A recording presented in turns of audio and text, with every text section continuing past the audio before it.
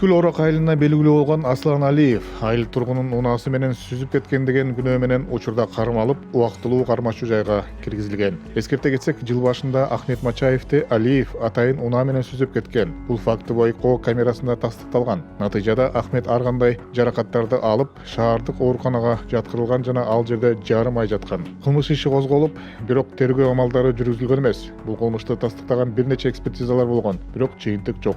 Я написал заявление 18 числа, так как в этот день был совершен на меня умышленный автонаезд.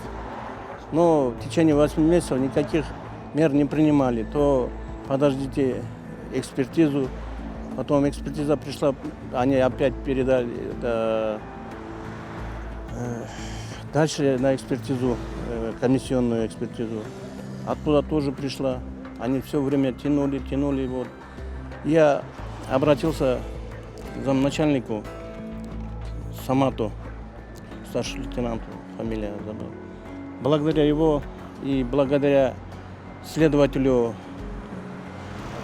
Нурзат Разаковой, благодаря вот двоим, они быстро это дело все подняли и в течение недели возбудили уголовное дело и дело передали в суд. Сокулук райондук ички иштер бөлүмүнүн тергөөчүсү Айбек Ранат уулу жабырлануучулардын айтымында атайлап убакытты созуп жаткан. Жыйынтыгында жабырлануучу прокуратурага кайрылып, иш башка тергөөчүгө өткөрүлүп берилген. Жаңы тергөөчү болсо бир жуманын ичинде баардык документтерди изилдеп чыккандан кийин Аслан Алиевди дароо 48 саатка камакка алууну чечкен. Белгилей кетсек, Аслан Алиев алдамчылык сыяктуу бир нече кылмыштар боюнча айыпталууда. Ал жергиликтүү кеңештин депутаты болуп туруп, Орок айылынын тургундарынын жер тилкелерин алдоо жолу менен ээлеп алып, жасалмай ишеним кат менен сатып жиберген.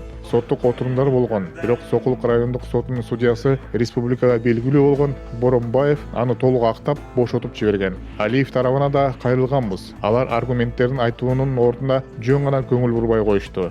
Дожидайтесь. Нет.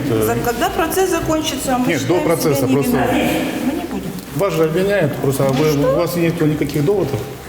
У нас все доводы будут представлены в суде. А для общественности? А мы не считаем нужным предоставлять доводы для общественности. А почему? Потому что идет суд.